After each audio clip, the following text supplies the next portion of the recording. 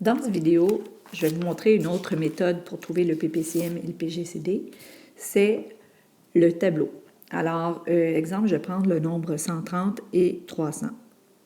Je vais me faire une espèce de croix et je vais mettre dans un encadré le nombre 1 parce que c'est un nombre premier. Tout le côté gauche, ce sont les nombres premiers que je vais retrouver. Alors, je vais mettre le nombre 130. De l'autre côté, je vais faire la même chose. Je vais mettre un 1 parce que c'est un nombre premier et je vais mettre le nombre 300. Il ne faut surtout pas oublier que je dois faire un schéma pour trouver le PGCD et le PPCM. Alors, mon cercle orangé va être 130 et mon cercle vert va être 300. Alors, je commence. 130, par quoi je peux le diviser? Alors, il faut que je trouve un nombre premier. Alors, je vais prendre le 5. 130 divisé par 5 va me donner 26. 26, est-ce que je peux le diviser? Oui. Par un nombre pair, donc par 2.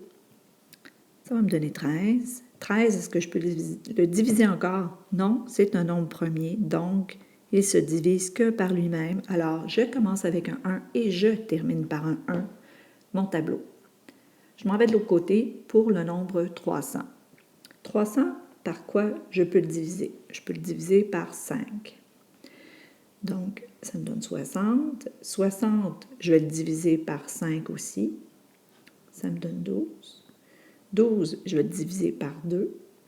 Ça me donne 6. 6, je vais le diviser par 2 encore. Ça me donne 3. 3, est-ce que je peux le diviser? Oui, par lui-même, mais je commence avec un et je finis par un. Ce qui était vraiment important, et là, je vais le surligner, tout ce côté-ci de mon tableau doit être des nombres premiers. Parce que ces nombres-là, je vais aller les mettre dans mon schéma. Donc, pour trouver le PPCM et le PGCD, je vais prendre les nombres que je retrouve des deux côtés, qui sont pareils. Donc, je vais vous donner un exemple pour que ça soit plus clair. Donc, ici, j'ai le nombre 5. Est-ce que je l'ai de l'autre côté? Oui. Aussitôt que j'ai une paire, je peux le mettre dans le milieu. Est-ce que j'ai un nombre 2? J'en ai de ce côté-ci, oui, et de l'autre côté aussi. J'ai une paire, je le mets dans le centre. Est-ce que j'ai un nombre 13 de l'autre côté? Non.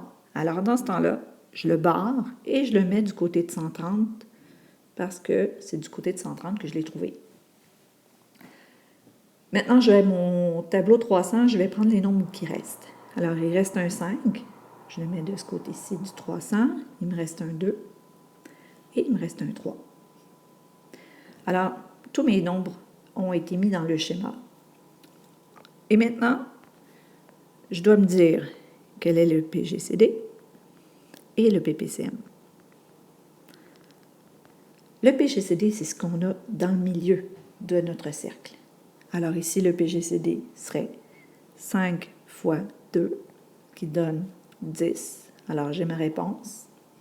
Et le PPCM, je vais me prendre un petit peu d'espace en dessous, c'est tout ce que je retrouve dans les deux cercles et même ce que je retrouve dans le milieu. Donc, j'ai 13 fois 2 fois 5 fois 5 fois 2 fois 3. Et la réponse va être 3900. C'est un gros nombre, mais la réponse est très bonne. Donc ici, j'ai mes deux réponses, PGCD, PPCM. PGCD donne 10 et le PPCM 3900.